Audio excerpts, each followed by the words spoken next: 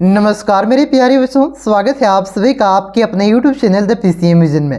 प्यारे बच्चों, आज के इस वीडियो में हम लोग क्लास 12 ज्योग्राफी के सब्जेक्टिव मॉडल पेपर का कंप्लीट सॉल्यूशन देखने वाले हैं। तो वीडियो पे आप लोग अंत तक बने रहिएगा और चैनल पे पहली बार आए तो चैनल को सब्सक्राइब जरूर करिएगा।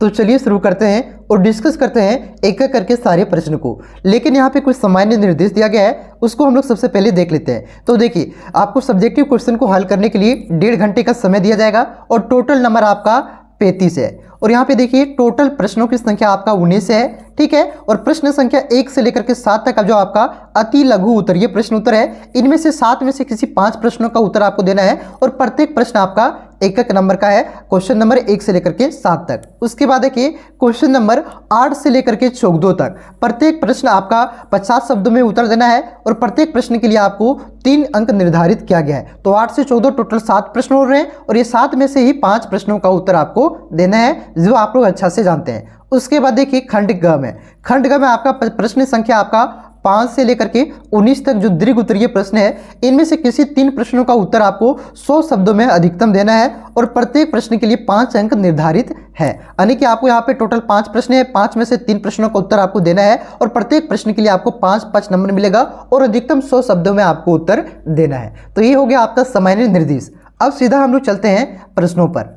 तो देखिए, तो पहला क्वेश्चन है कि जनसंख्या घनत्व को परिभाषित करें। बहुत ही इंपॉर्टेंट क्वेश्चन है और ये जो क्वेश्चन है आपका बार बार बोर्ड एग्जाम में पूछा जाता है। देखिए कि प्रति इकाई क्षेत्र पर निवास करने वाले व्यक्तियों की संख्या को क्या कहते हैं? जनसंख्या घनत्व कहते हैं। इसका मतलब क्या हुआ कि प्रति इकाई क्षेत्र का मतलब क्या हुआ?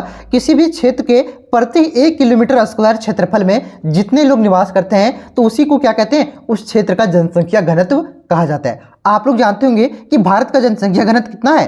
382 है। तो इस 382 का मतलब क्या हुआ कि भारत के प्रत्येक 1 किलोमीटर स्क्वायर क्षेत्रफल में कितने लोग रहते हैं? 382 लोग रहते हैं। क्लियर है बच्चों? तो देखिए, आप इसी को दूसरे शब्दों में लिख सकते हैं कि किसी क्षेत्र के कुल आबादी और कुल क्षेत्रफल के अनुपात को क्या कहते हैं? उस क्षेत्र का जनसंख्या घनत्व कहा जाता है। इसे निम्न सूत्र के द्वारा निकाला जाता है कि जनसंख्या घनत्व बराबर आपका क्या होता है? कुल आबादी बटा कुल क्षेत्रफल। यानी कि किसी भी क्षेत्र के कुल आबादी को हम लोग उसके कुल क्षेत्रफल से भाग दे देंगे तो क्या आएगा? जनसंख्या घनत्व आएगा। 382 आपका कैसे आया है? 382 आपका आया है भारत का जितना कुल आबादी है उसको कुल क्षेत्रफल से भाग देने पर ही 382 आपका आया है। क्लियर है बच्चों? तो बोर्ड एग्जाम में आप लोग इसको कोई भी एक आप लोग लिख दीजिएगा डेफिनेशन को और ये फार्मूला लिख दीजिएगा, आपका फुल मार्क्स 1 में 1 मिल जाएगा, ठीक है। उसके बाद अगला क्वेश्चन है बच्चों कि रोपण कृषि किसे कहते हैं? तो देखिए, रोपण कृषि वाणिज्य कृषि का एक प्रकार है जिसमें चाय, कहवा, काजू, रबड़, केला अथवा कपास की एकल फसल उगाई जाती है। इस प्रकार की कृषि में बड़ी मात्रा में श्रम और पूंजी की आवश्यकता होती है। यानी कि जो चाय, कहवा, काजू, कपास की जो खेती की जाती है उसी को क्या कहते हैं? रोपण कृषि कहते हैं। और इस प्रकार की खेती में क्या होता है? बड़ी मात्रा में श्रम यानी कि लेबर और बड़ी मात्रा में पूंजी यानी कि पैसे की आवश्यकता होती है। क्लियर है? उसके बाद देखिए अगला क्वेश्चन है कि सशक्तिकरण का क्या अर्थ है? तो देखिए बच्चों, सशक्तिकरण का तात्पर्य आर्थिक व सामाजिक रूप से पिछड़े हुए लोगों को हर तरह से समर्थ बनाने से है, जिससे वे विकल्प चुनने के लिए स्वतंत्र रहें।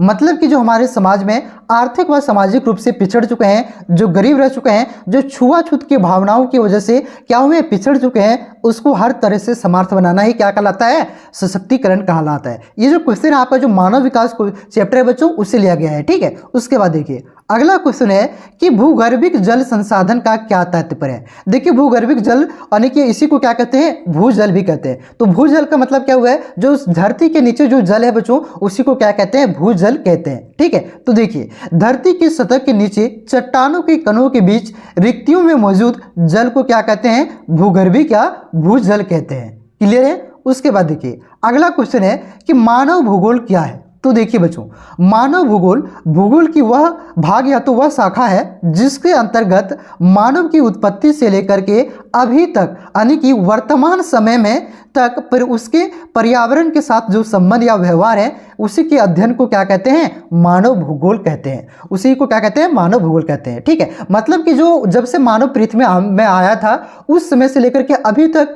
मानव का जो पर्यावरण के साथ जो संबंध है बच्चों, व्यवहार है, उसी के अध्ययन को क्या कहते हैं? मानव भूगोल कहते हैं। मानव भूगोल के अंतर्गत वही पढ़ा जाता है, उसी का अध्ययन किया जाता है। क्लियर है?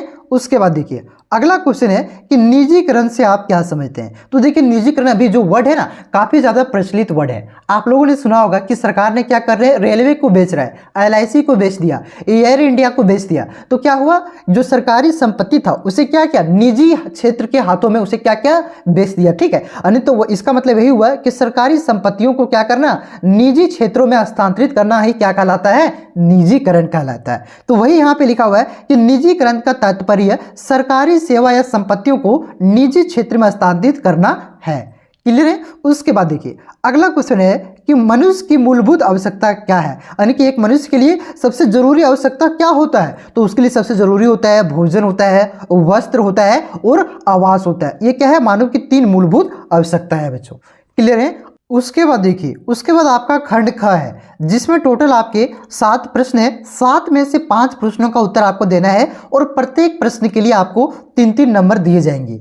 तो देखिए इसका 8वां प्रश्न है कि मानव विकास के 3 सूचकांकों का वर्णन करें। तो देखिए बच्चों मानव विकास सूचकांक जीवन प्रत्याशा, शिक्षा और आय के सूचकांकों का एक संयुक्त सांख्यिकी सूचकांक है जिसे मानव विकास के 3 आधार पर तैयार किए जाते हैं। इसे अर्थशास्त्री महबूब उल हक के द्वारा तैयार किया गया था जिसका 1990 में अर्थशास्त्री अमृत सेन के द्वारा समर्थन किया गया और संयुक्त राष्ट्र विकास कार्यक्रम के द्वारा प्रकाशित किया गया। तो देखिए यहाँ पे हम लोग इसको थोड़ा वर्णन कर देते हैं। वर्णन करने के लिए भी बोला गया है। तो पहला हम लोगों ने क्या देखा था, शिक्षा सूचकांक। तो देखिए बच्चों इसके लिए सर्वप्रथम व्यस्त सूचकांक के अस्तित्व में लाया जाता है, तत्पश्चात संयुक्त संपूर्ण नामांकन अनुपात ज्ञात किया जाता है, फिर दोनों की मदद से शिक्षा सूचकांक को अस्तित्व में लाया जाता है। उसके बाद आपका था जीवन सूचकांक। ठीक है, उसको देखिए यह सूचकांक आपका जन्म के समय सापेक्ष जीवन प्रत्याशा की माप करता है। यदि इस सूचकांक में बढ़ोतरी होती है तो वह ज्ञात होता है कि जीवन प्रत्याशा पहले से बढ़ी हुई है। इसमें क्या किया जाता है कि जो पहले आपका जो जन्म के समय सापेक्ष जीवन की प्रत्याशा थी बच्चों उसको मापता है और इसमें अगर बढ़ोतरी होता है तो क्या कहा जाता है कि जीवन जो प्रत्याशा थी वो पहले से बढ़ी हुई है। उसके बाद देखिए तीसरा 3 बोला है, तीसरा आपका सकल घरेलू उत्पाद सूचकांक। ठीक है, यहाँ पे डेश ले लीजिएगा। तो देखिए किसी देश की घरेलू सीमा के अंतर्गत एक साल में उत्पादित सभी वस्तुओं और सेवाओं के मौद्रिक मूल्य को सकल घरेलू उत्पाद कहते हैं। इसकी गणना प्रति व्यक्ति आय के आधार पर की जाती है और इसी को क्या कहते हैं, सकल घरेलू उत्पाद सूचकांक कहते हैं। तो ठीक क्लियर है बच्चों। 3 का आपका वर्णन करने के लिए बोला था, वर्णन कर दिए। 3 नंबर इस प्रकार से लिखिएगा तो आपको मिल जाएगा। उसके बाद एक 9वां क्वेश्चन है कि जनसंख्या परिवर्तन के 3 घटक के नाम लिखें। यानी कि जनसंख्या परिवर्तन का मतलब क्या होता है, बढ़ना घटना। ठीक है, परिवर्तन का मतलब क्या होता है, जितना पहले जनसंख्या था उससे बढ़ जाना तो घट जाना। ठीक है, तो ये बढ़ जाता है और घट जाता है कैसे, वो आपको बताना है। तो देखिए बच्चों जनसंख्या परिवर्तन के 3 घटक है। जन्म दर, यानी कि वहां पे बच्चों की ज्यादा जन्म होगी तभी क्या होगी, जनसंख्या बढ़ेगी, परिवर्तन होगा। तो जो पहले जितना लोग थे उसमें से कुछ लोग मर जाएंगे या तो कह सकते हैं उसकी मृत्यु हो जाती है, तभी क्या होगी बच्चों, वहां पे जनसंख्या कम होगी यानी कि परिवर्तन होगा। तो वहां पे रहने वाले लोग क्या करेंगे, एक स्थान से दूसरे स्थान चले जाएंगे, प्रवास करेंगे, उसी को क्या कहते हैं, उसी को कहते हैं प्रवास। ठीक है, ये 3 ही कारण हो सकते हैं। तो 3 घटक है ये, इसका यहाँ पे मैं थोड़ा सा वर्णन कर देता हूं। देखिए जन्म दर किसे कहते हैं, देखिए वह एक वर्ष में जनसंख्या के प्रति 1000 व्यक्तियों पर किसी देश में जन्मे जीवित बच्चों की संख्या को क्या कहते हैं, जन्म दर कहते हैं। मृत्यु दर किसे कहते हैं कि एक वर्ष में जनसंख्या के प्रति 1000 व्यक्तियों में किसी देश के या क्षेत्र में मरने वाले लोगों की संख्या को क्या कहते हैं, मृत्यु दर कहते हैं। मान लेते हैं कि किसी देश में 1000 लोग हैं। ठीक है, 1000 लोग है, 1000 लोग में से एक वर्ष में कितने लोग वहां पे और पैदा हुए उसी को क्या कहेंगे, जन्म दर कहते हैं। 1000 में से एक वर्ष में कितने लोग मरे उसी को क्या कहते हैं, मृत्यु दर कहते हैं। ठीक है, ये हो गया आपका 2। तीसरा देखिए प्रवास। तीसरा जो घटक है आपका प्रवास है। किसी कारण वश व्यक्ति अपने पूर्व निवास स्थान को छोड़ करके दूसरे स्थान में जाकर के बसने की प्रक्रिया को क्या कहते हैं, प्रवास कहते हैं। ठीक है, तो ये क्या कारण है बच्चों, ये 3 कारण है आपके जनसंख्या परिवर्तन के, ये 3 घटक हैं। क्लियर है बच्चों। उसके बाद अगला क्वेश्चन है, और ये जो क्वेश्चन है बच्चों बहुत ही VVIP क्वेश्चन है, बार बार बोर्ड एग्जाम में पूछा जाता है और इस बार भी पूछे जाने की बहुत ही ज्यादा संभावना है। अभी ये आप लोग लिख करके रख लीजिए, ये आपके बोर्ड एग्जाम में जरूर देखने को मिलेगा। ठीक है, देखिए क्वेश्चन आपका कि सड़क परिवहन रेल परिवहन की तुलना में किस प्रकार सुगम है। जो सड़क परिवहन है बच्चों और रेल परिवहन की तुलना में किस प्रकार से आसान है, किस प्रकार से सस्ता है, किस प्रकार से अच्छा है, उसके बारे में यहाँ पे आपको लिखना है। तो 3 नंबर का है तो 3 पॉइंट आपको लिखना होगा, ठीक है। तो देखिए बच्चों, पहला जो पॉइंट है आपका कि सड़क मार्ग निश्चित गंतव्य स्थान तक परिवहन को सुनिश्चित करता है, जबकि रेल मार्ग सिर्फ रेलवे स्टेशनों तक परिवहन को संभव बनाता है। यानी कि इसका मतलब ये हुआ, जो सड़क मार्ग है बच्चों, जो आपका गंतव्य स्थान है, आपको जहां तक जाना है वहां तक ले जाता है, जबकि जो आपका रेलवे मार्ग है सिर्फ स्टेशन तक ही सीमित रहता है, ठीक है। देखिए आपका जो सड़क मार्ग है गली गली तक पहुंच जाता है, जबकि जो रेलवे मार्ग है आपका वो स्टेशन में ही आपको रुकना पड़ता है, ठीक है। तो आपका जो सड़क, इस प्रकार से जो आपका सड़क मार्ग है वो रेलवे की तुलना में सुगम है, ठीक है। ये आपका पहला पॉइंट हो गया।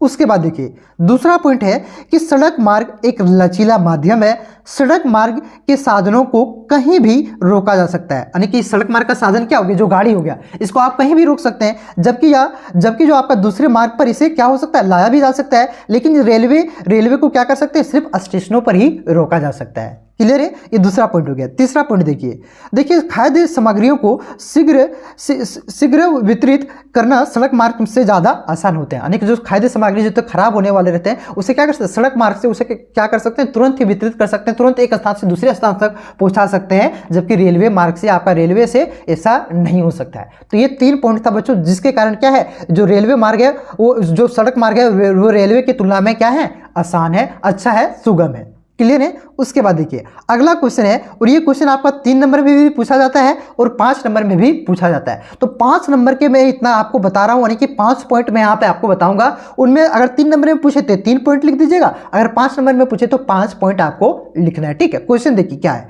कि भारतीय कृषि की विशेषताओं का वर्णन करें। तो देखिए भारतीय कृषि की विशेषताएं, पहला क्या विशेषता है कि खाद्यान्न की प्रधानता। देखिए देश की कृषि खाद्यान्न प्रधान है, क्योंकि विशाल जनसंख्या के लिए भोजन जुटाना एक मुख्य लक्ष्य है। कुल कृषि उत्पादन में 80% भाग खाद्यान्नों का होता है। यानी कि जितना भी हम लोग कुल कृषि में उत्पादन करते हैं, जितना भी प्रोडक्शन करते हैं, उनमें से 80% हम लोग क्या करते हैं बच्चों, खाद्यान्न का उत्पादन करते हैं। इसलिए इस वजह से जो हमारा जो भारतीय कृषि है वो खाद्यान्न प्रधान है, ठीक है। तो पहला ये आपका हो गया पहला पॉइंट। उसके बाद देखिए दूसरा पॉइंट है कि फसलों की विविधता। भारत में जलवायु की विषमता के कारण कई प्रकार की फसलें उगाई जाती है या तो ली जाती है, ठीक है। एक ही खेत में एक साथ अनेक फसलों को बोया जाता है। जो भारत की जलवायु है बच्चों, देखिए वो आपका क्या है, विषम जलवायु है। यानी कि देखिए एक ही साल में आपका ठंड आता है, एक ही साल में आपका गर्मी आता है, ठीक है, बरसात आता है। तो इससे क्या है, हम लोग फसलों की विविधता, यानी कि एक ही साल में कई प्रकार के फसल एक ही खेत में आसानी से उगाते हैं, बो पाते हैं, ठीक है। ये दूसरी विशेषता हो गई। उसके बाद देखिए तीसरी विशेषता, कृषि का पुराना ढंग क्या है। देखिए देश में आज भी कृषि पुराने ढंग से की जाती है। मशीनों का प्रयोग नगण्य है, यानी कि मशीनों का जो प्रयोग है वो ना के बराबर है। खाद का प्रयोग कम होती है और कृषक नई वैज्ञानिक विधियों को अपनाने में हिचकिचाते हैं, क्योंकि अधिकांश भारतीय कृषि ग्रामीण किसानों की निर्धनता व अशिक्षित है। यानी कि आज भी भारत में क्या होती है, जो कृषि होती है वो पुराने ढंग से ही होता है, जो आधुनिक मशीन आए हैं उससे नहीं होता है। आज भी देखिएगा हमारे गांव में क्या होता है, बैल से ही खेती की जाती है लगभग, ठीक है। तो ये होगी तीसरी विशेषता। देखिए यहाँ पे अगर 3 नंबर करेगा तो 3 ही पॉइंट लिखना है, अगर 5 नंबर करेगा तो 5 पॉइंट आपको लिखना है, ठीक है। उसके बाद देखिए तीसरी विशेषता है कृषि मानसून का जुआ है। यानी कि जो भारतीय कृषि है, एक तरह से कहा जाता है कि जो भारतीय कृषि है वो मानसून का जुआ है। कैसे है, देखिए भारतीय कृषि पूर्णतः क्या है, मानसून जलवायु पर आधारित है। मानसून की अनिश्चितता के कारण कृषि प्रभावित होती है। हमारे देश की जलवायु व मिट्टी वर्ष भर कृषि कार्य के लिए उपयुक्त है, लेकिन वर्षा न होने के कारण एक ही फसल मिलना कठिन हो जाता है। जैसे कि आप लोग देख सकते हैं जो हमारी कृषि फसल है बच्चों, वो मानसून कृषि है, मानसून आधारित है। जैसे जो हम लोग इस बार देखें धान की खेती नहीं कर पाए, ये मानसून के आधार, इस पर मानसून अच्छा से नहीं हुआ, वर्षा अच्छा से नहीं हुई, तो झारखंड में क्या हुआ, सुखाड़ पड़ गया, ठीक है। तो क्या है, जो हमारी कृषि है वो क्या है, वो मानसून पर निर्भर करता है, इसलिए इसको क्या कहते हैं, मानसून की जुआ भी कहते हैं। क्लियर है। उसके बाद देखिए अगला क्वेश्चन है, जो भारतीय कृषि बच्चों, वो कृषि की जोत का छोट क्या है, आकार उसका क्या है, छोटा है, ठीक है। तो वही लिखा हुआ है कि भारत में कृषि जोत या खेतों का आकार छोटा है। देश में कृषि योग्य भूमि भौतिक, परिवर्तिक, आर्थिक व सामाजिक आदि के कारण छोटे छोटे खेतों में बटी हुई है। इस पर आधुनिक ढंग से कृषि करना संभव नहीं है। यानी कि क्या है, जो भारत की खेतें हैं वो काफ़ी छोटे छोटे हैं, जिसके कारण देखिए यहाँ पे आप छोटे खेत में ट्रैक्टर तो नहीं ना घूरेगा, तो इस वजह से क्या है, जो आधुनिक मशीन है उससे खेती करना संभव नहीं है, उससे खेती करना, उसे आधुनिक ढंग से खेती करना संभव नहीं है। क्लियर है? ये 5 पॉइंट हो गया। छठा पॉइंट आप लोग देख लीजिए, इसको आप लोग पढ़ लीजिए, उत्पादन का कम होना, क्योंकि पुराने ढंग से हम लोग खेती करते हैं तो उत्पादन कम होता है। ये छठा पॉइंट हो गया। ठीक है, 5 नंबर आएगा, 5 पॉइंट आपको लिखना है, इनमें से कोई भी 5 लिख दीजिएगा। 3 नंबर का आएगा तो इनमें से कोई भी 3 पॉइंट को आप लोग एग्जाम में लिख दीजिएगा। ठीक है बच्चों, चलिए आते हैं अगले क्वेश्चन की ओर। उसके बाद अगला क्वेश्चन है बच्चों कि भू निम्नीकरण को कम करने के उपाय सुझाएं। यानी कि भू निम्नीकरण की जो समस्या है उसको किस प्रकार से कम किया जा सकता है उसके बारे में यहाँ पे लिखना है। तो देखिए बच्चों, पहले हम लोग समझते हैं कि भू निम्नीकरण किसे कहते हैं। तो देखिए, कृषि भूमि की गुणवत्ता में गिरावट को भूमि क्षरण अथवा भू निम्नीकरण कहा जाता है। भूमि निम्नीकरण से भूमि की उत्पादक क्षमता में अस्थायी या तो अस्थायी गिरावट आती है। यानी कि कृषि योग्य जो भूमि है बच्चों, उसकी उत्पादक क्षमता में अथवा उसकी गुणवत्ता में गिरावट होना ही क्या कहलाता है? भू निम्नीकरण कहा जाता है। भूमि संसाधनों के अंधाधुंध दोहन से भूमि का क्षरण होता है। यानी कि जो भूमि संसाधन है उसके अंधाधुंध दोहन यानी कि अंधाधुंध प्रयोग से ही क्या होता है? भूमि का क्षरण होता है, भू निम्नीकरण होता है। क्लियर है? तो अब हम देखते हैं इसको किस प्रकार से इसकी समस्या को सुलझा सकते हैं, इसको किस प्रकार से कम कर सकते हैं। तो देखिए बच्चों, भू निम्नीकरण की समस्या को निम्नलिखित तरीकों से सुलझाया जा सकता है।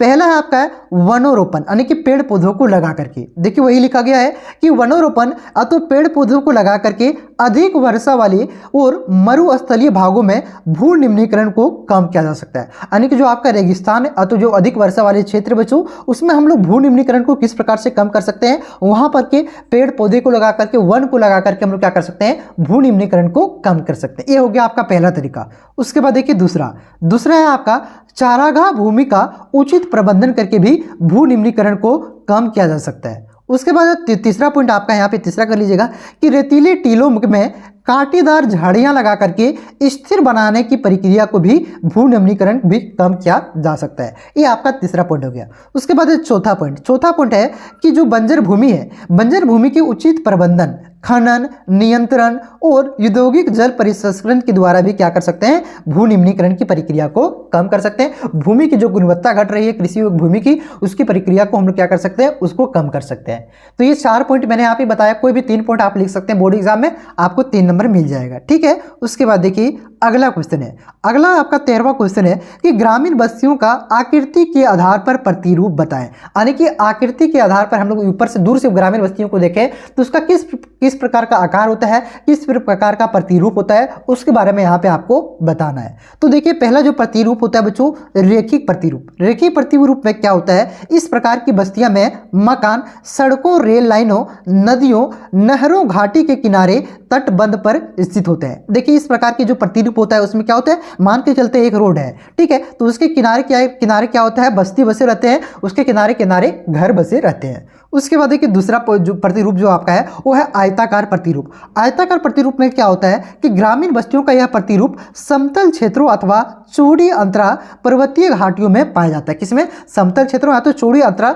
पर्वतीय घाटियों में पाया जाता है। इनमें क्या होता है कि सड़कें आयताकार होती है जो एक दूसरे को समकोण बनाती है और उसके आसपास क्या होता है? गांव बसे रहते हैं। उसके मतलब इस प्रकार से सड़कें होती है, ठीक है, इस प्रकार से इस प्रकार से इस प्रकार। तो इसके आसपास ही क्या बनते हैं बच्चों? इसके आसपास ही घर बने रहते हैं, बस्ती बने रहते हैं। तो इस प्रकार के प्रतिरूप को क्या करते हैं? आयताकार प्रतिरूप कहते हैं। उसके बाद देखिए तीसरा जो प्रतिरूप है वृत्ताकार प्रतिरूप। वृत्ताकार प्रतिरूप में क्या होता है कि इस प्रतिरूप में गांव, झील या तालाबों आदि के किनारे चारों ओर बस्ती बस जाने के कारण विकसित होते हैं। मान के चलते ये झील है तो कोई तालाब है तो इसके चारों ओर घर बन जाते हैं, बस्ती बन जाते हैं, तो इसी को क्या कहते हैं? वृत्ताकार प्रतिरूप कहा जाता है। उसके बाद देखिए चौथा है आपका कि तारे के आकार का प्रतिरूप। तारे के आकार के प्रतिरूप में क्या होता है कि जहां कई मार्ग आकर के एक स्थान पर मिलते हैं, उन मार्गों के सहारे मकान बन जाते हैं। वहां तारे के आकार की, जहां पे मतलब बहुत सारे मार्ग आकर के मिलते हैं, ठीक है, तो वहां पे क्या होता है? तारे के आकार के क्या होते हैं? मतलब तार के आकार के क्या हो जाते हैं? वहां पे मकान बन जाते हैं, बस्ती बन जाते हैं, उसी को क्या कहते हैं? तारे के आकार के प्रतिरूप कहते हैं।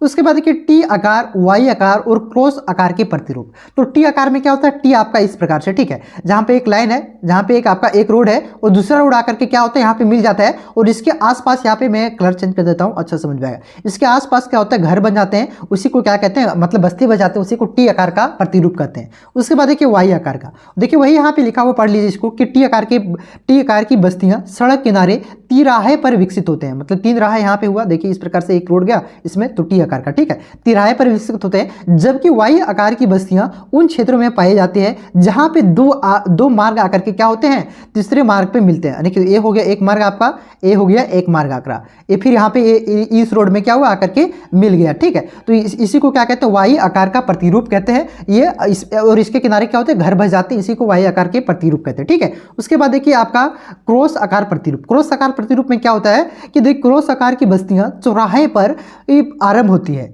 और जहां चौराहे चारों दिशा पर क्या दिशा में बसाव आरंभ हो जाता है। मतलब देखिए चौराहे का मतलब क्या हुआ, यहाँ पे 4 रोड आकर के मिलता है, इसके साइड जो घर बनते हैं और जो प्रतिरूप बनते हैं उसी को क्या कहते हैं, क्रॉस आकार के बस्तियां तो प्रतिरूप कहते हैं, ठीक है। उसके बाद देखिए एक होता है आपका दोहरा प्रतिरूप। दोहरा प्रतिरूप में क्या होता है, नदी पर पुल या फेरी के दुकानों द्वारा इन बस्तियों का विस्तार होता है। किसके द्वारा होता है, पुल या फेरी के द्वारा, जो फेरी लगाने वाले होते हैं नदी के पास, उसी को क्या कहते हैं, दोहरा प्रतिरूप कहते हैं। जैसे आप लोगों ने देखा होगा कि जो आपका वो डल झील कहाँ पे है, वहाँ पे क्या होता है कश्मीर में कि एक तालाब है, ठीक है, एक तालाब या क्या झील है, तो उसमें क्या होता है बच्चों, नाव में ही क्या होता है आपका, मतलब नाव में ही दुकान सारा लगा दिया जाता है, एक बस्ती की तरह बना दिया जाता है, उसी को दोहरा प्रतिरूप कहा जाता है, ठीक है, क्लियर है। उसके बाद देखिए आते हैं अगले क्वेश्चन की ओर। अगला क्वेश्चन है आपका कि मानव के प्राकृतिकरण की व्याख्या कीजिए। तो सबसे पहले हम लोग ये समझते हैं कि मानव के प्राकृतिकरण का क्या अर्थ होता है। तो देखिए बच्चों, मनुष्य के प्राकृतिकरण का अर्थ है मनुष्य और प्रकृति के बीच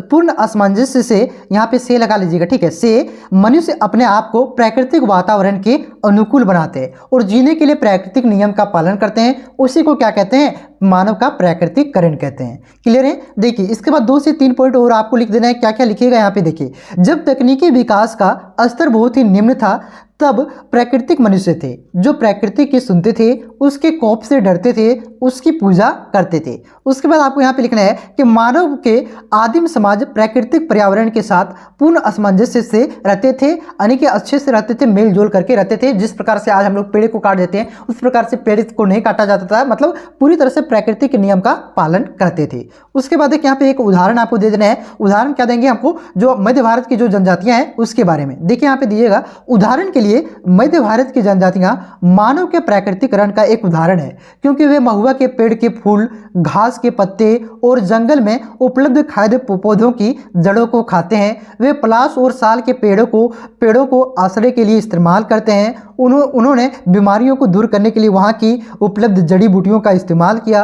वे उनके प्रति इतने दयालु होने के लिए प्राकृतिक जंगल की पूजा करते हैं। जैसे कि हमारी झारखंड में देखिए, आपके कह सकते हैं कि जो यहाँ के जनजाति हैं वो यहाँ के मानव प्राकृतिकरण के एक कह सकते हैं अच्छे एग्जाम्पल है। क्या करते हैं, यहाँ के जो पेड़ पौधे उस पर आश्रित रहते हैं बहुत सारी जनजाति, ठीक है, यहाँ पेड़ पौधे की पूजा करते हैं, तो और उसके नियम का जो है उसको नियम कानून को फॉलो करते हैं कि पेड़ पौधे नहीं काटना है, इसकी हमें रक्षा करनी है, प्रकृति के साथ खिलवाड़ नहीं करना है, ठीक है, और उसके नियम के अनुसार रहते हैं, ठीक है। तो ये आपका मानव प्रकृति का एक अधिक कह सकते हैं अच्छा एग्जाम्पल है जो भारत और झारखंड की जो जनजातियां हैं, ठीक है बच्चों, समझ में आ गया। उसके बाद देखिए आते हैं अगले क्वेश्चन। इसके बाद आपका जो है खंड ग शुरू होता है। खंड ग में टोटल आपका 5 प्रश्न है, 5 में से 3 प्रश्नों का उत्तर आपको देना है और प्रत्येक प्रश्न के लिए आपको 5-5 नंबर दिया जाएगा, ठीक है। तो देखिए क्वेश्चन आपका कि विश्व में जनसंख्या वितरण को प्रभावित करने वाले प्रमुख कारणों का वर्णन करें। तो देखिए बच्चों, विश्व के विभिन्न भागों में जनसंख्या वितरण को प्रभावित करने वाले निम्नलिखित तत्व हैं। पहला क्या है आपका भौतिक कारक, दूसरा क्या है सांस्कृतिक, तीसरा क्या है आर्थिक और चौथा क्या है आपका राजनीतिक। तो इसके बारे में व्याख्या करनी है तो एक एक करके इसको हम लोग डिटेल में देखते हैं। देखिए भौतिक कारक, इसके अंतर्गत उत्साहवाचन, जलवायु, मृदा, प्राकृतिक वनस्पति, जल संसाधन, खनिज संसाधन आदि को सम्मिलित किया जाता है। सामान्य रूप से उपजाऊ मैदान और आर्द्र जलवायु क्षेत्र में जनसंख्या घनत्व ज्यादा पाया जाता है, जबकि कम उपजाऊ क्षेत्र तथा विषम जलवायु वाले क्षेत्रों में जनसंख्या घनत्व कम पाया जाता है। भौतिक कारण के कारण क्या, भौतिक कारण में आपका क्या क्या आता है, जलवायु, मृदा, प्राकृतिक, खनिज संपदा आते हैं। जहां पे आपका अधिक खनिज संपदा पाया जाता है। जहाँ की मृदा अधिक उपजाऊ होती है वहाँ पे क्या रहते हैं, जनसंख्या ज़्यादा होती है, जैसे यूपी बिहार में, ठीक है, जनसंख्या ज़्यादा है। और जैसे आपका जो पठारी क्षेत्र है, जिसे आप कह सकते हैं राजस्थान क्या बोल रहे हैं, जो आपका पूर्वी क्षेत्र है आपका कह सकते हैं मिजोरम, उधर अरुणाचल प्रदेश, उधर कम लोग रहते हैं। कारण क्या है, वहाँ की भूमि उपजाऊ नहीं है, वहाँ पहाड़ी क्षेत्र है। तो जो पहाड़ी क्षेत्र होते हैं वहाँ पे कम पाए जाते हैं, और जहाँ पे आपका उपजाऊ क्षेत्र रहता है वहाँ पे ज़्यादा पाया जाता है। जैसे एग्जाम्पल के तौर पर समझ सकते हैं, झारखंड क्या है खनिज संपदा बहुत ही ज़्यादा ना, तो बिहारियन सब यहाँ आके बस गया है। एक बात सही है कि नहीं? तो यहाँ क्या है बसा यहाँ करके भी, यहाँ पे लोग क्यों बढ़ रहे हैं ज़्यादा, क्योंकि यहाँ पे खनिज संपदा है, एक कारण है। जहाँ पे खनिज संपदा ज़्यादा होगी वहाँ ज़्यादा आकर के लोग बसेंगे। समझ में आ गया पहला भौतिक कारण। उसके बाद देखिए दूसरा भौतिक कारण, कि दूसरा कारण क्या है, सांस्कृतिक कारण। सांस्कृतिक जनसंख्या वितरण के गंभीर रूप को प्रभावित करती है। सांस्कृतिक वाले क्षेत्रों में, समान सांस्कृतिक वाले क्षेत्रों में, अर्थात समान भाषा, धर्म, विश्वास आदि वाले क्षेत्रों में जनसंख्या घनत्व क्या होते हैं, अधिक होते हैं। यानी कि जहाँ पे समान संस्कृति पाया जाता है, जहाँ पे समान भाषा पाए जाते हैं, वहाँ पे लोग क्या करते हैं, वहाँ पे लोग ज़्यादा रहते हैं, वहाँ पे जनसंख्या घनत्व ज़्यादा पाया जाता है। उसके बाद है तीसरा आपका आर्थिक कारक। इसके अंतर्गत बेरोजगारी, उत्पादन, वितरण आदि को सम्मिलित किया जाता है। विकसित रोजगार एवं उत्पादन वाले क्षेत्रों में जनसंख्या घनत्व अधिक होता है, जबकि अल्प रोजगार या बेरोजगार तथा कम उत्पादन वाले क्षेत्रों में जनसंख्या घनत्व कम होता है। जैसे दिल्ली, मुंबई में इतना जनसंख्या कैसे है, वहाँ पे जनसंख्या ज़्यादा क्यों है, वहाँ लोग जाकर के ज़्यादा क्यों बसते हैं शहरों में? कारण क्या है कि शहरों में रोजगार के अवसर ज़्यादा है, ठीक है। जहाँ पे रोजगार के आर्थिक कारक में आता है रोजगार, ठीक है, जहाँ पे रोजगार के अच्छे साधन है, अवसर है, वहाँ पे लोग ज़्यादा जनसंख्या घनत्व पाया जाता है। जहाँ कम है वहाँ पे कम पाया जाता है। समझ रहे हैं? उसके बाद देखिए चौथा है राजनीतिक कारण। देखिए यहाँ पे थोड़ा डेस्क दे लीजिएगा। राजनीतिक अस्थिरता और इससे उत्पन्न युद्ध की स्थिति के कारण भी जनसंख्या का वितरण प्रभावित होता है। राजनीतिक अस्थिरता वाले क्षेत्र में जनसंख्या घनत्व आपका अधिक पाया जाता है। जहाँ पे जहाँ पे राजनीतिक स्थिर होता है, ठीक है, वहाँ पे क्या होता है, जनसंख्या घनत्व ज़्यादा पाया जाता है। जबकि युद्ध संभावित वाले क्षेत्रों में जनसंख्या घनत्व क्या होता है, कम पाया जाता है, वहाँ पे कम लोग रहते हैं। जैसे यूक्रेन में अभी युद्ध चल रहा है रूस और यूक्रेन का, ठीक है, तो वहाँ से लोग क्या कर रहे हैं, निकल करके वहाँ के जो पड़ोसी देश हैं उसमें भाग रहे हैं। तो वहाँ पे भी क्या है, जनसंख्या घनत्व कम है। और जहाँ पे आपका युद्ध नहीं चलता है, जैसे भारत, दिल्ली, मुंबई, हमारा अपन भारत, ठीक है, यहाँ पे क्या है, युद्ध अभी नहीं चलता है, ठीक है, तो यहाँ पे क्या है, लोग ज़्यादा ही रहते हैं, जनसंख्या ज़्यादा है, ठीक है। एग्जाम्पल बताएं बच्चों, क्लियर है? उसके बाद देखिए अगला क्वेश्चन है कि भारत में चावल के उत्पादन एवं वितरण का वर्णन करें। तो देखिए बच्चों, भारत चीन के बाद विश्व का दूसरा बड़ा चावल उत्पादक देश है। चावल की खेती भारत की कुल कृषि भूमि की 1/4 भाग में की जाती है। मतलब 4 में से 1 भाग में चावल की खेती की जाती है। यह देश के 3/4 लोगों का प्रमुख खाद्यान्न है, यानी कि प्रमुख भोजन है, यानी कि 4 में से 3 लोगों का यह प्रमुख भोजन है। उसके बाद आपको अब क्या लिखना है कि चावल उत्पादन के लिए क्या आवश्यक भौगोलिक दशाएं हैं, ठीक है, यानी कि चावल उत्पादन के लिए जलवायु कैसा रहना चाहिए, वहाँ की मिट्टी कैसी रहनी चाहिए, तापमान कितना रहना चाहिए, वर्षा कितना होना चाहिए, उसके बारे में आपको यहाँ पे लिखना है। तो देखिए चावल उत्पादक के लिए आवश्यक भौगोलिक दशाएं, पहला प्रकृति, इसकी प्रकृति कैसी है, तो यह आपका उष्ण कटिबंधीय उपज है। उसके बाद देखिए जलवायु कैसे चाहिए, उष्ण आर्द्र जलवायु इसके लिए क्या होती है बच्चों, उपयुक्त होती है, ना ज़्यादा ठंडा ना ज़्यादा गर्म, ठीक है। जैसे आप लोग बरसात के महीना में हम लोग क्या करते हैं, चावल उत्पादन करते हैं ना झारखंड में जी, सावन भादों में, हाँ ठीक है, तो ज़्यादा गर्म ना ज़्यादा ठंडा, दोनों चाहिए। उसके बाद देखिए, उसके बाद तापमान क्या है, बोते समय जब बोएंगे हम लोग उस समय 20 डिग्री सेंटीग्रेड, और पकते समय कितना सेंटीग्रेड चाहिए आपका, 27 डिग्री सेंटीग्रेड आवश्यक है। पकते समय खुला आकाश एवं चमकीली धूप की उपज को क्या करती है, बढ़ाती है। उसके बाद देखिए वर्षा, पानी कितनी चाहिए, तो वर्षा कितनी चाहिए, 100 से 200 सेंटीमीटर वार्षिक क्षेत्र वाले उपयुक्त होती है वर्षा। कम वर्षा वाले क्षेत्रों में सिंचाई की अनिवार्य होती है, यानी कि वहाँ पे पानी पटाना पड़ता है, ठीक है। तो ये हो गया आपकी वर्षा। देखिए वर्षा बहुत ज़्यादा इंपॉर्टेंट है। देखिए अभी झारखंड में वर्षा नहीं हुई तो हमारे क्षेत्र में क्या हुआ, चावल की खेती नहीं हो पाई, ठीक है। एक खेत होता है गहरा, एक होता है आपका बायद खेत आपका रोपाया ही नहीं, ठीक है, खाली गहरा खेत रोपाया। आप देखिए किससे चलता है। चलिए अब आते हैं 5वां पॉइंट, मृदा कैसा चाहिए। तो देखिए जो चावल की जो खेती होती है बच्चों, वो चिकनी गहरी दामोट मृदा जिसमें चीका एवं जलोढ़ मृदा की अधिक मात्रा हो, वो सबसे अच्छी मानी जाती है, ठीक है। उसके बाद देखिए छठा पॉइंट की भूमि समतल, जो वहाँ जहाँ पे चावल की खेती होती है वो भूमि क्या होना चाहिए, समतल होना चाहिए। देखिए यहाँ पे लिखा गया है कि भूमि समतल खेत जो चारों ओर से ऊंची मोड़ डांड से घिरा हो, वो अति आवश्यक है। क्यों आवश्यक है, वो पानी रोकने के लिए। मतलब देखें खेत गए खेत, तो एरिया को ही क्या कहते हैं, डाढ़ कहते हैं, ठीक है। उसे एयर से घिरा हुआ रहना चाहिए, तब क्या होगा, वो पानी अच्छा से रुकेगा। और वो जो खेत रहना चाहिए वो समतल रहना चाहिए। समतल क्या करते हैं, समतल रहना ताकि पानी सगरों बराबर मात्रा में रहे, ठीक है। जैसे चौकी देते हैं ना, हम लोग खेती करते हैं तो चौकी देते हैं ना, तो वो उसी चौकी इसलिए क्यों देते हैं, ताकि क्या हो, पानी की जो मात्रा हो चारों तरफ बराबर हो, ठीक है। तो ये हो गया आपका छठा पॉइंट। उसके बाद देखिए जो सातवां पॉइंट है कि सस्ते श्रम, कुशल व अधिक श्रमिक की आवश्यकता होती है। जो सस्ते श्रम चाहिए, ठीक है, लेबर जो चाहिए वो सस्ते चाहिए, कुशल चाहिए और अच्छे, इसके लिए ये जो पॉइंट है आपका ना सब में चाहिए, ठीक है।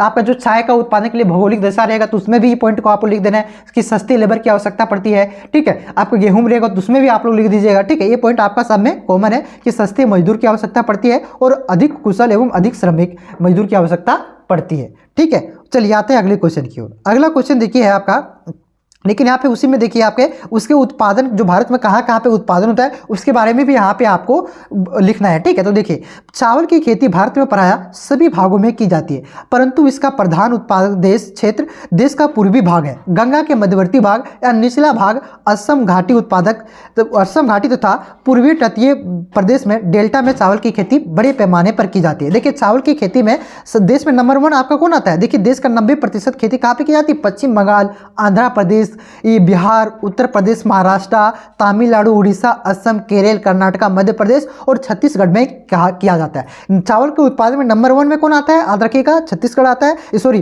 पश्चिम बंगाल आता है। और जो आपका छत्तीसगढ़ है इसे चावल का कटोरा भी कहा जाता है, ठीक है। इसको भी आप लोग चाहे तो पॉइंट में ऐड कर सकते हैं। उसके बाद देखिए इस सभी क्षेत्रों में चावल उत्पादन के लिए उपयुक्त भौगोलिक दशाएं पाई जाती है, यानी कि जो हम लोग आगे पढ़े कि तापमान, मृदा, जलवायु, ये इस सब क्षेत्र में अच्छी तरह से पाई जाती है। क्लियर है बच्चों। अपना झारखंड का भी नाम दे सकते हैं, पाया जाता है, ऐसा बात नहीं दी है। तो चलिए आते हैं 17वां क्वेश्चन पे। 17वां क्वेश्चन है कि भारत में सिंचाई क्यों आवश्यक है, सिंचाई के प्रमुख स्रोतों का वर्णन करें। तो देखिए बच्चों, भारत में निम्नलिखित कारणों से सिंचाई आवश्यक है। पहला कारण क्या है, वर्षा का असमान वितरण, यानी कि जो देश में वर्षा होती है वो हर जगह समान रूप से नहीं होती है, इस वजह से सिंचाई की आवश्यकता होती है। देखिए देश में सारे वर्ष वर्षा का अभाव बना रहता है। अधिकांश वर्षा केवल मानसून यानी कि वर्षा के मौसम में ही होता है, इसलिए शुष्क ऋतु में सिंचाई के बिना कृषि संभव नहीं है। उसके बाद देखिए दूसरा पॉइंट क्या है बच्चों, कि वर्षा की अनिश्चितता, यानी कि वर्षा कब आएगा ये निश्चित नहीं है। जैसे कि झारखंड में भी वर्षा नहीं आया तो खेती नहीं हुआ, ठीक है। निश्चित नहीं है कि कब वर्षा आएगा, नहीं आएगा, इस वजह से सिंचाई आवश्यक है। तो वही लिखा हुआ है कि केवल वर्षा का आगमन ही नहीं बल्कि पूरी मात्रा भी अनिश्चित है। इस उतार चढ़ाव के कमी के कारण केवल सिंचाई के द्वारा ही इसे पूरा किया जा सकता है और अच्छे से खेती की जा सकती है। तीसरा पॉइंट है कि परिवर्तनशीलता, वर्षा की भिन्नता व परिवर्तनशीलता बहुत ही अधिक है। कहीं क्षेत्रों में वर्षा अधिक होती है, जैसे बिहार में बाढ़ ले आता है और झारखंड में पनीर पड़ता है, ठीक है। तो वही यहाँ पे लिखा गया है, तो कहीं कम, तो कहीं समय में पहले बहुत अधिक वर्षा होती है और बाद में बहुत कम होता है। इसलिए सिंचाई के बिना भारतीय कृषि मानसून का जुआ भी कहा जाता है, ठीक है बच्चों। उसके बाद देखिए अगला पॉइंट है कि मानसूनी जलवायु, इस वजह से सिंचाई क्या है, आवश्यक है। देखिए वही है कि भारत की जलवायु मानसूनी है, जिसमें केवल 3 से 4 महीने क्या होती है, पानी पड़ता है, वर्षा होती है। अधिकतर समय शुष्क रहता है, यानी कि सूखा रहता है, जबकि कृषि पूरे वर्ष होती है। इसलिए सिंचाई पर भारतीय कृषि अधिक निर्भर है। ये हो गया आपका पॉइंट। उसके बाद देखिए ये पॉइंट लिख लिए बच्चों, इस वजह से क्या है, इतना पॉइंट आपको 5 पॉइंट आपको लिख देना है कि इस वजह से क्या होती है, भारत में सिंचाई की आवश्यकता पड़ती है, ठीक है। उसके बाद देखिए यहाँ पे आप भारत में सिंचाई के प्रमुख साधन क्या है उसको लिख देना है। नहर देखिए, नहर से आपका प्रमुख सिंचाई का साधन है। कुआं से भी हम लोग सिंचाई करते हैं, पानी पटाते हैं। नलकूप से भी पटाते हैं और तालाब से भी पटाते हैं, ठीक है। और यहाँ पे नदी भी ऐड करना चाहें तो नदी लिख दीजिए, लेकिन नदी प्रमुख नहीं है, आप क्या कर सकते हैं, उप प्रमुख में आ जाएगा, ठीक है। तो यहाँ पे ये 4 पॉइंट आप लोग लिख दीजिएगा, ये सिंचाई के प्रमुख साधन है। उसके बाद देखिए 18वां क्वेश्चन आपका कि अंतर्राष्ट्रीय व्यापार किसी राष्ट्र के आर्थिक विकास का मापदंड होता है, व्याख्या करें। कि जो अंतर्राष्ट्रीय व्यापार होता है वो किसी भी राष्ट्र के आर्थिक मापदंड होता है, वो कैसे होता है, क्यों होता है, उसके बारे में यहाँ पे आपको 5 नंबर यानी कि 100 से 150 वर्ड में आपको लिखना है बच्चों। तो देखिए अंतर्राष्ट्रीय व्यापार किसी राष्ट्र के आर्थिक विकास का मापदंड होता है।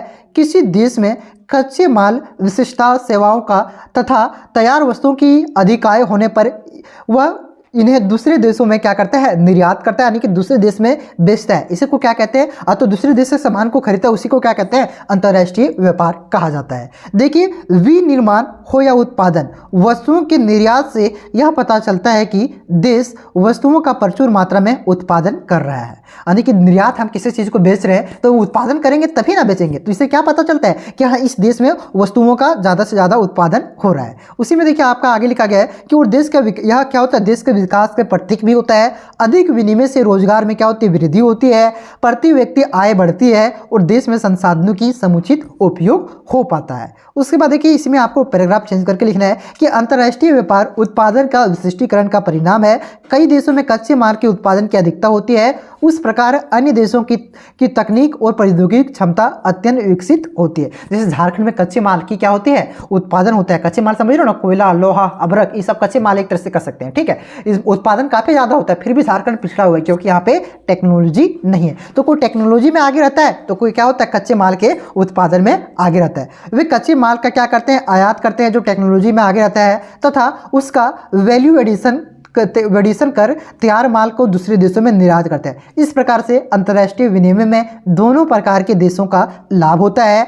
कच्चे माल के उत्पादन देश अपने देश की प्राकृतिक एवं श्रम क्षमता में अधिक से अधिक उपयोग कर पाते हैं। दूसरी ओर तकनीकी क्षमता प्राप्त वाले देश को कच्चे माल की कमी नहीं होती है तथा वे अपने कौशल एवं तकनीक की क्षमता का अधिक उपयोग कर पाते हैं। ये सभी क्रियाकलाप किसी देश के विकास के लिए महत्वपूर्ण कारक है और इस प्रकार से आपका अंतर्राष्ट्रीय व्यापार है बच्चों, वो किसी भी देश के आर्थिक विकास का मुख्य मापदंड है। उसके बाद देखिए, अगला क्वेश्चन है आपका मैप से।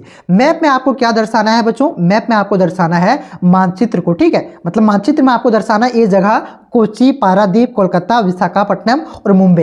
ये जो जगह है बच्चों, ये आपका बंदरगाह से लिया गया है, यानी कि ये जो बंदरगाह कहाँ कहाँ है मैप में आपको दर्शाना है। तो आपको नीचे मैप दिया हुआ रहेगा, मैं दिखा देता हूँ कहाँ कहाँ पे ये जगह होगा, उसको मैं दर्शा देता हूँ, ठीक है। देखिए, तो ये रहा आपका इंडिया का मैप बच्चों, ठीक है। आपको वहाँ पे जब उत्तर पुस्तिका में मैप आपका दिया हुआ रहेगा, ठीक है। तो देखिए यहाँ पे इसको थोड़ा और छोटा कर लेते हैं, क्या दिख रहा है, हाँ चलिए अब दिख रहा है। तो पहला आपका क्या दर्शाने था, कोची।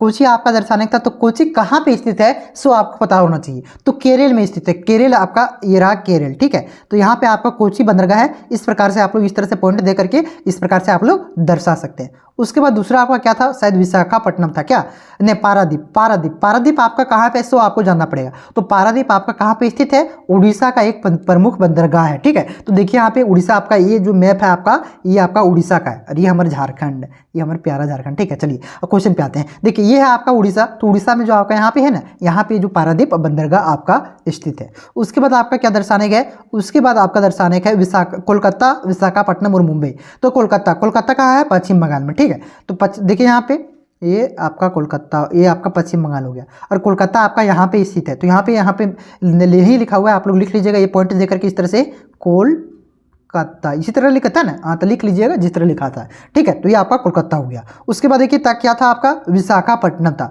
तो विशाखापट्टनम आपका कहाँ पे है बच्चों, आंध्र प्रदेश में। तो ये जो आपका बॉर्डर है, ये जो एरिया आपका आंध्र प्रदेश का है और यहाँ पे आपका विशाखापट्टनम बंदरगाह स्थित है। तो यहाँ पे आपको इस प्रकार से दर्शा देना है। उसके बाद क्या दर्शाना था मुंबई कहाँ पे है, महाराष्ट्र में। तो महाराष्ट्र आपका ये है महाराष्ट्र, ठीक है। तो यहाँ पे आपको क्या दर्शाना है, यहाँ पे मुंबई दर्शा देना है। यहाँ पे आपका मुंबई बंदरगाह स्थित है, तो इस प्रकार से आपको दर्शा देना है। अगर पूछे आपको और भी कि तुतीकोनी कहाँ पे आपका है, तो ये आपका तुतीकोनी आपका है, ये आपका तमिलनाडु में स्थित है। तो याद रखिएगा तुतीकोनी यहाँ पे है, ठीक है। अगर पूछ दे कि केंडेला आपका कहाँ पे है बच्चों, तो ये आपका गुजरात में है। तो केंडेला गुजरात में कौन जगह पर स्थित है, ये आपका गुजरात का मैप हो गया, तो यहाँ पे है। इस प्रकार से आप लोग दर्शा सकते हैं। आपको इतना ही पूछेगा, ठीक है। अगर न्यू मैंगलोर पूछे तो न्यू मैंगलोर आपका कर्नाटका में है, तो कर्नाटका में कौन जगह पर स्थित है, कर्नाटका के मैप में यहाँ पे। टेंशन मत लीजिए, एग्जाम से पहले और भी आपका जो मैप आने का संभावना रहता है उसको मैं आपको करवाऊंगा, ठीक है। और इसका PDF आपको मैं टेलीग्राम ग्रुप में दे दूंगा, उसको आप लोग डाउनलोड कर लीजिएगा और अच्छे से नोट डाउन करके बार बार इसको पढ़िएगा, ठीक है।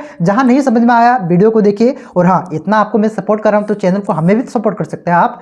और हाँ, अगर आप चैनल पे नए हैं तो चैनल को सब्सक्राइब जरूर करें, क्योंकि मैं आपको इतना अच्छा से पढ़ा रहा हूँ, समझा रहा हूँ, साथ साथ PDF नोट्स आपको प्रोवाइड करवा रहा हूँ। तो आपका भी एक कर्तव्य होता है कि आप हमको सपोर्ट करें, ठीक है। तो चैनल को सब्सक्राइब करें और इस वीडियो को दोस्तों में ज़्यादा से ज़्यादा शेयर करें ताकि सभी को इसके बारे में पता चल सके, ठीक है। तो चलिए मिलते हैं नेक्स्ट वीडियो में, तब तक के लिए जय हिंद, जय भारत, जोहार झारखंड।